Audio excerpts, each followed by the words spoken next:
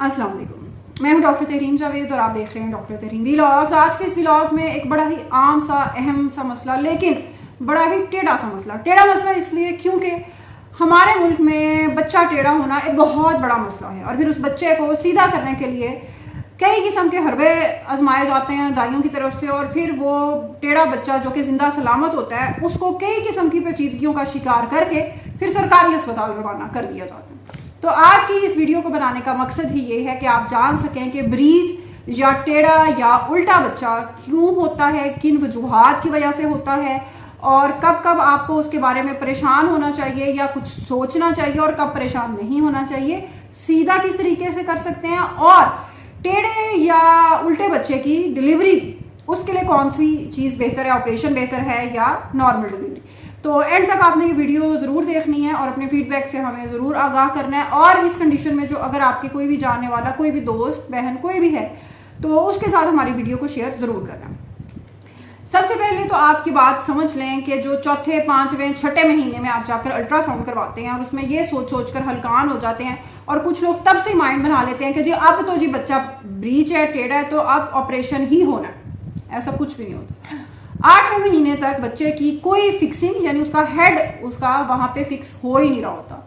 बच्चा freely move कर रहा होता है, कभी बच्चा ब्रीच होता है, कभी टेढ़ा होता है, कभी सीधा हो जाता है, कभी सर नीचे चला जाता है, कभी ऊपर आ जाता है। तो इसलिए पहले वाले अल्ट्रासाउंड बार बार करवा कर परेशान मत हो। नॉर्मल मरीज को वैसे भी इस महीने में सिर्फ एक अल्ट्रासाउंड की ही जरूरत है, नॉर्मल मरीज। हाँ, अगर कोई पेचीदगी है और आपके डॉक्टर ने आपको एडवाइस किया जल्दी करवाने का तो फिर बेशक जरूर करवाएं।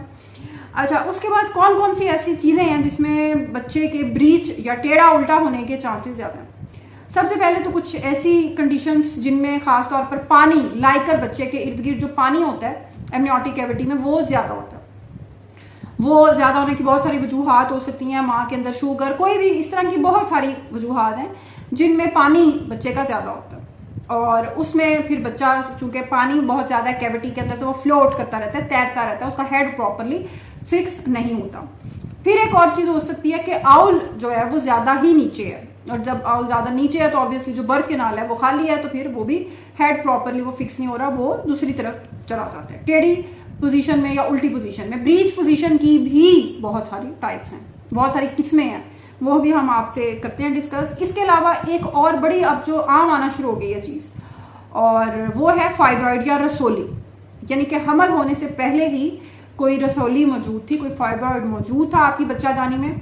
इस तरह की कंडीशन में खास तौर पे जब रसोली या फाइब्रॉइड कोई ऐसी वॉल, मतलब यूट्रस की बच्चादानी की जितनी भी वॉल्स या दीवारें हैं, किसी ऐसी जगह पर अगर फिक्स हुई हुई है जिसको छेड़ने या निकालने से हमल को खतरा हो सकता है, तो फिर हम उसको कभी भी ना छेड़ेंगे। हम कोशिश करेंगे कि वह फैमिली कंप्लीट हो जाए, फिर ही उसके बाद उस फाइब्रॉइड या रसोली को छेड़ा जाए। ऑब्वियसली अगर कोई रसोली वहां मौजूद है तो भी हेड के वहां नीचे फिक्स होने के इम्कान कम है, और वो फिर ब्रीच या उल्टी पोजीशन होने के चांसेस बढ़ जाते हैं। उसके अलावा अगर बच्चादानी या यूट्रस की शेप या उसकी साख्त ही मुख्तलिफ है, बाइकॉर्नर्ड यूट्रस है, आप साथ में देख भी सकते हैं, तो जेनेटिकली एक ये वैसे बहुत कम होती है, ये आम नहीं होती, लेकिन हाँ हो सकती है, हो सकता है लाखों में से कोई एक मरीज वो आप ही हो, तो ये जानना आपके लिए हाँ जरूरी है।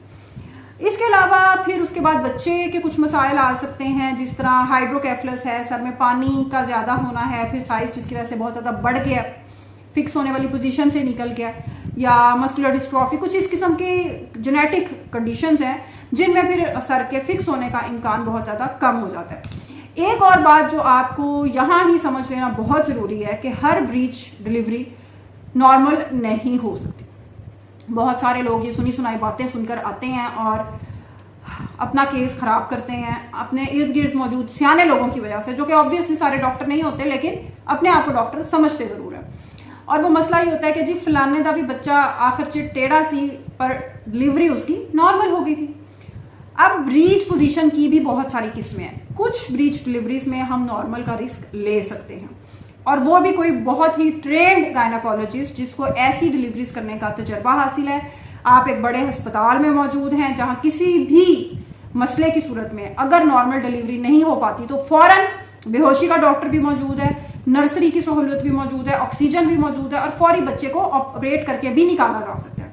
ये सब चीजें अपने जहन में जरूर रखें, क्योंकि हर ब्रीच पोजीशन में, हर जो बच्चा टेढ़ा है वो एक ही तरह का टेढ़ा नहीं है। किसी का सर साइड पे है, किसी के पाँव नीचे है, किसी का सर जहां पे नीचे होना चाहिए डिलीवरी के लिए और सर पकड़कर हमने बाहर निकालना है वहां बच्चे के पाँव है। तो हर ब्रीच में रिस्क लेना मुमकिन नहीं है। और फिर वो भी आप, जरूरी नहीं है कि आप जहां पे डिलीवरी करवा रहे हैं अपने किसी करीबी क्लिनिक पे या दाई घर में करवा रही है तो उसको इन सब चीजों का पता हो। किसी बड़े अस्पताल में जहां एक से ज्यादा डॉक्टर्स मौजूद हों और कोई इमरजेंसी पेचीदगी की सूरत में आपको उस सूरत हाल से निकाला जा सके और बच्चे की जान बचाई जा सके और माँ की जान भी बचाई जा सके, ये दोनों चीजें ही एक जितनी अहम है। अच्छा, उसके बाद फिर अब ये बच्चा अब टेढ़ा है, अब क्या हम नॉर्मल कर सकते हैं, अब उस पर आते हैं। अगर तो ऐसा है कि मरीजा के पहले एक तो बच्चे हैं जो नॉर्मल डिलीवर हो चुके हैं और इस कंडीशन से मरीज गुजर चुकी है, तीसरा बच्चा है, फर्ज कर लें तीसरा बच्चा है, पहले दोनों बच्चे बिल्कुल सीधे थे और ये बच्चा अब ना उल्टा या टेढ़ा है, तो अब क्या उसमें रिस्क लिया जा सकता है? बिल्कुल। उसमें क्योंकि दर्दें लगने का अमल और डिलीवरी होने का अमल किसी पहली बार, जो मरीज पहली बार डिलीवरी के अमल से गुजर रही है उसके मुकाबले में जल्दी होगा, आसान होगा और मरीज को पता भी होगा कि मैं किस चीज से मैंने गुजरना है, जोर लगाना है या क्या करना है। जो पहली बार मां बनने वाली खवातीन है और उनमें बच्चा टेढ़ा या उल्टा है, उसमें आप कुछ चीजें कर सकते हैं, कुछ एक्सरसाइजेस भी हैं जिनमें आप कर सकते हैं, लेकिन ऑब्वियसली उसकी समझ होना जरूरी है मरीज को।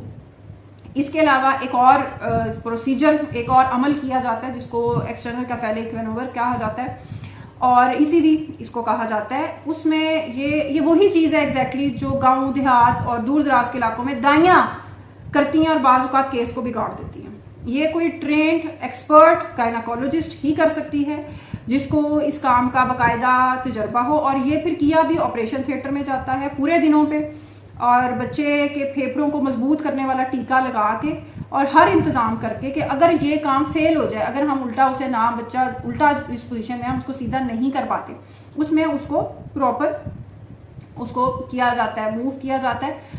तफसील उसकी इंशाल्लाह अगले किसी व्लॉग में बताएंगे क्योंकि फिर ये बहुत लंबा हो जाएगा। तो उसको यानी कि पोजीशन को, हेड की को नीचे को लाया जाता है, फिक्स किया जाता है। लेकिन अगर ऐसा नहीं हो पाता और बच्चे की इस अमल के दौरान ऑक्सीजन की सप्लाई मुतासिर होती है, बच्चे को खून का बहाव कम हो जाता है या माँ थक जाती है या हाँफ जाती है, उसकी ऑक्सीजन गिरना शुरू हो जाती है, तो आपके पास ऑपरेशन करने की फौरी सहूलत मौजूद है, वरना इससे बच्चा और उसकी माँ दोनों की जान को खतरा हो सकता है। तो ये वो चीज नहीं है कि घरों में जी आप पेट मलवाना शुरू कर दें, ये वो जमाना नहीं है। अब हर बच्चा और हर माँ, उसकी जान उतनी ही अहम है। पहले जमानों में लोग बहुत सारी बातें करते हैं कि जी बहुत बड़े बच्चे घर में ही हो जाते थे, कुछ भी नहीं होता था। पहले जमानों में अगर 10-12 हमल होते थे तो उनमें से 4-5 बच्चे ही जिंदा बचते थे, कई दफा खवातीन भी मर जाती थी। ऐसी बेशुमार कहानियां आपने पढ़ी होंगी, सुनी होंगी कि जी 8वें बच्चे की पैदाइश के दौरान माँ इंतकाल कर गई, 7वें बच्चे की पैदाइश के दौरान माँ इंतकाल कर गई, फिर बड़ी बहन बाकी बच्चों को पाल गई। बहरहाल तो ये एक रिस्की प्रोसीजर है और इसको सिर्फ जो एक्सपर्ट शख्स है वही कर सकता है और उसकी फेल होने की सूरत में सारे इंतजाम भी आपके पास मुकम्मल होने चाहिए। जो पहला खास तौर पे बच्चा है उसका डिसीजन बहुत ज्यादा सोच समझकर आपको लेना है कि वो नॉर्मल, क्योंकि उस खातून को जो पहली बार मां बन रही है उसको इन पेचीदगियों के बारे में कुछ नहीं पता, तो वो खौफसदा हो जाती हैं। कई दफा बहुत सारा मसला उनकी अपनी ऑक्सीजन और इस तरह की चीजों का बन जाता है। तो ये सब चीजें आपने अपने जहन में रखनी है। और ब्रीच की कुछ लोग कई दफा सोचते हैं कि वो फलाना शख्स भी वो दर्दें लगी थी तो गया था अस्पताल तो ठीक डिलीवर हो गया था, तो जरूरी नहीं है कि उस बंदे की या बीवी की ब्रीच की जो पोजीशन थी, उसके टेढ़ा होने की जो साख थी, हो सकता है उसके बच्चे का पेट एक तरफ हो और सर उसका एक तरफ हो, इस पोजीशन में हो, सर और टांगे इस तरीके से हो, और आपके बच्चे का सर ऊपर है और टांगे बिल्कुल नीचे हैं और उस पोजीशन में बाज़ औक़ात लोग जोर लगवाकर और गलत तरीके से ट्रायल देके बच्चे के बाजू या कंधे भी फंस जाते हैं और बाज़ औक़ात ये जो कंधा है बच्चे का सारी उम्र के लिए बच्चे के लिए मासूरी का बायस बन जाता है। तो ये फैसला करना डॉक्टर का काम है। ऑपरेशन इतना बड़ा मसला नहीं है जिसको बना दिया गया है। नॉर्मल डिलीवरी की कोशिश करें, हम अपने उन एक्सरसाइजेस पे भी इंशाल्लाह वीडियो बनाएंगे। दूसरा ये जो ईसीवी है ये भी आप करवा सकते हैं, लेकिन ऑपरेशन को जिंदगी मौत का मसला हरगिज ना बनाएं। अल्लाह हाफिज।